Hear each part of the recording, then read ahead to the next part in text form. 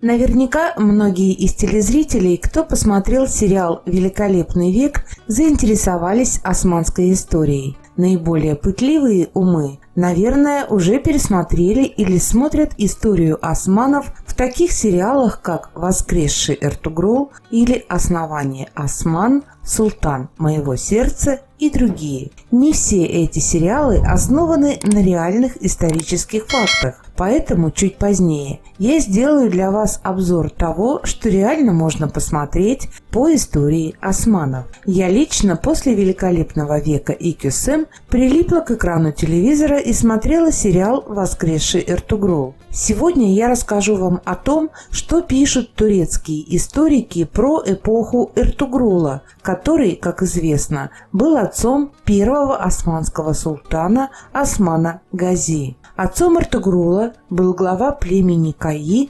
Сулейман-Шах, мать Хаймы Хатун. Хочу сразу обратить ваше внимание на то, что летопись того времени официально не велась. Считается, что год основания Османской империи 1299. Все, что мы сегодня знаем про эпоху Эртугрула, это работа археологов, антропологов и отчасти историков. Огромная работа и безумный труд многих специалистов и экспертов передают нам картину прошлого так, как понимают ее сегодня. Поэтому сериал «Воскресший Эртугрул» хорошо написанный сценарий в привычном нам художественном стиле. Есть ли там что-то историческое, оценивать не берусь, если честно. Согласно историческим сведениям, Эртугрул со своим племенем, а общее количество людей составляло 340 человек, прибыл на земли Анатолии и поселился на окраине Каракадага в окрестностях Ангери, ныне Анкара. В те времена государство сельджуков, во главе которого стоял султан, вело отчаянные бои с монголами с одной стороны и византийцами с другой. А Эртугрул был в сражениях чуть ли не центральной фигурой. За свою преданность султану, государству, смелость и отвагу Эртугрул получает от султана земли в окрестностях плато Доманич и статус уджбея. Уджбей, по-простому, это человек, который является военачальником армии, главной задачей которого является защита государственных границ и захват новых территорий. У Эртугрула была жена Халиме Султан или Хатун, которая родила ему 3 сыновей, один из которых, Осман, стал первым султаном османского государства. В сериале «Воскресший Эртугрул» Халиме умирает при родах сына Османа, но в истории было не так. Дата рождения Халиме неизвестна, а умерла она в 1282 году. По разным источникам, сам Эртугрул умер в 1288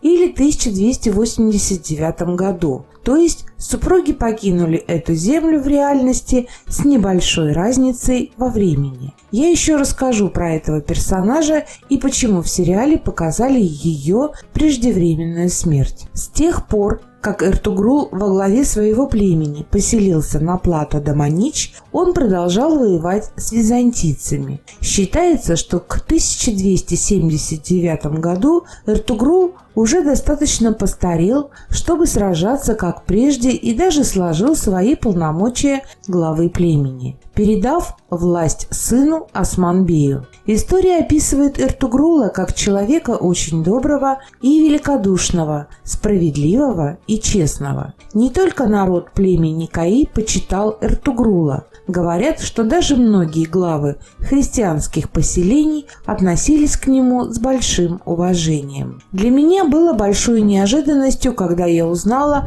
причины смерти Эртугрула и возраст, до которого он дожил. От чего умер Эртугрул и сколько ему было лет. После того, как глава племени сложил с себя полномочия в 1279 году, он прожил еще 9 лет безмятежной старостью. Умер своей смертью в возрасте 93 года. Осман воздвиг на месте захоронения своего отца мавзолей, который долгое время был местом поклонения не только народа племени Каи, Мавзолей Эртугрула Гази существует и по сей день, правда он был восстановлен. Телесериал «Основание Осман» показывает зрителям жизнь Османа и является как бы продолжением сериала «Воскресший Эртугрул». В «Основании Осман» роль главного героя играет небезызвестный нам Бурак Özçivit, сыгравший роль Балибея в сериале «Великолепный век».